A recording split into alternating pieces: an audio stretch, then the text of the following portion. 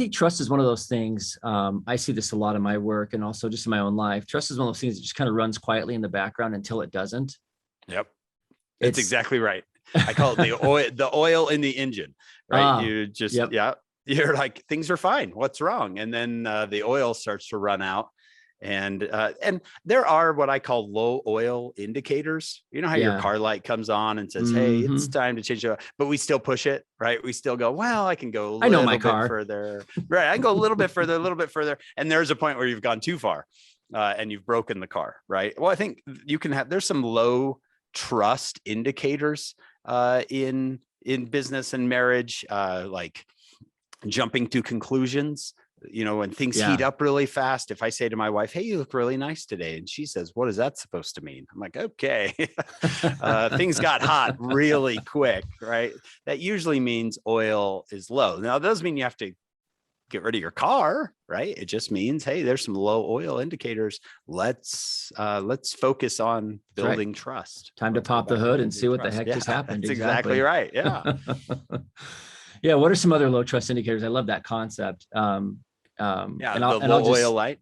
Yeah, the oil light. I mean, I've seen that as well. It's to me, it's like when I'm surprised in my relationship with my wife, when all of a sudden something comes up where I'm like, I didn't see that coming, or I didn't realize that, or something, like you said, something gets hot really quickly, something just starts to smoke a little bit. Right. And that can be a million different things. In your experience, I feel like for me, it's like there's always some sort of one of these four is going on. That's exactly right. And it's usually because, and in my marriage, I don't know about anyone else's, right? But in my marriage, I'm a pretty busy guy. And if you talk to my love language is not time spent together. Well, my wife's love language is time spent together. And I'm kind of like, we spent time together when we were dating, right? We've got other things we have to do now. But she wants to spend time with me. So when things get hot really quick, I can almost always look back and go, oh, wow, I have not really, invested in spending time with her. I've been gone speaking for a couple of weekends in a row. I've got a couple other things going on, and I can look back and go, wow, when's the last time we actually went out and enjoyed some time together? It's usually been, 4 weeks or 5 weeks. And I'm like, okay. And I start to cancel some things and say, let's spend some time together. And it's just like adding oil to the car. Things come back and things come back to normal. If I was smarter, I'd be keeping a closer eye, right? On the reliability, right? Oil. Yeah. If I was smarter, I would do that. Although we get better through the years, right? I'm a better husband than I was 10 years ago. And 100% years ago. Yeah. Yeah. I think, I know this is the case for me and a lot of the couples I work with. It's usually variations on a theme. I mean, it's usually like the indicators are usually going to be, because they're tied into who we are, how we're wired, our backgrounds, our tendencies.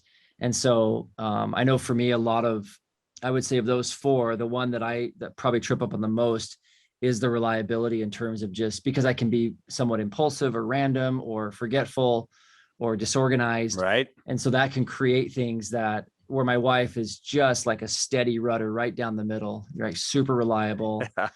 And so I know generally when I start to feel some heat or some smokes coming up, it's like, oh yeah, that's right. And yeah, like you said, I'm getting better. I'm catching it earlier.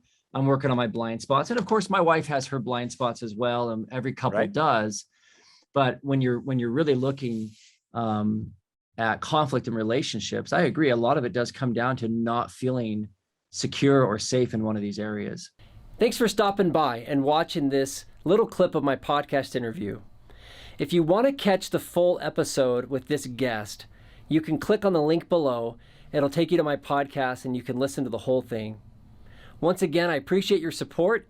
I've got lots of other episodes you can check out as well, and I'd love to hear what you think about it.